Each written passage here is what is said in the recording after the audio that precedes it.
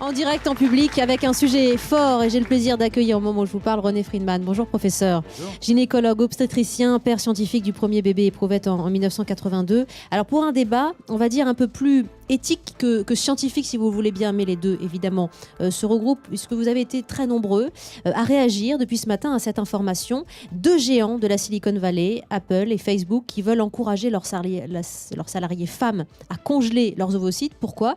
Eh bien pour les aider à avancer dans leur carrière sans passer à côté de leur vie de maman. Facebook et Apple veulent payer 15 000 € pour ces frais de congélation.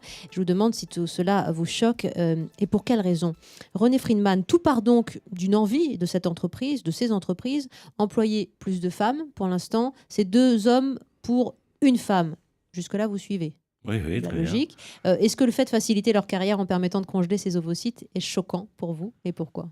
Non, mais bien sûr que c'est choquant. C'est choquant parce que c'est une mainmise sur la vie privée et sur la définition d'un profil qui, si on en sort, c'est-à-dire en un mot, si on a un enfant à 30 ans, on en va dans la bonne ligne.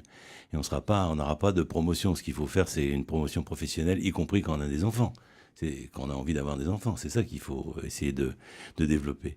Alors pourtant, peut paraître une révolution dans la droite ligne de 1974. Je veux un enfant quand je veux, où je veux, au moment où je veux, précisément. Ah non, mais attendez, là vous évoquez, parce que ça va être pollué, mais en même temps ça permet d'en débattre, par l'intervention d'une entreprise privée ou de 2 entreprises privées qui font là une OPA sur la vie privée, à mon sens, sur la vie privée des femmes, qui est tout à fait condamnable. Parce que, je veux dire, après, on rentre dans le profil qui est indiqué, non pas par son propre volonté, ou ses propres rencontres, mais pour être productive. Performant, oui.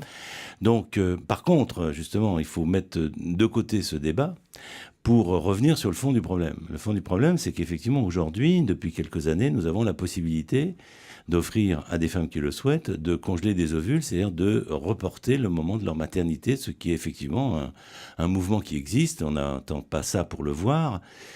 Par contre, quand la femme se retrouve à 37, 38, 40 ans, elle a des difficultés à concevoir et elle consomme, je dirais, les tentatives de fécondation in vitro et autres prises en charge médicales. Oui. Donc, l'arrivée sur les possibilités techniques de la congélation ovocytaire est intéressante sur le plan médical. Par exemple, comment ça s'est développé ? Ça s'est développé pour des jeunes femmes, des femmes jeunes, qui ont besoin d'une chimiothérapie parce qu'elles ont un cancer. À ce moment-là, effectivement, on peut non seulement les guérir du cancer par le traitement de chimiothérapie.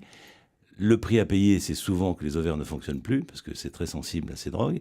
Mais troisièmement, si elles ont conservé auparavant, elles ont une possibilité de grossesse. Je dis bien, elles ont une possibilité. J'ai pas dit que c'était sûr. Voilà, hein.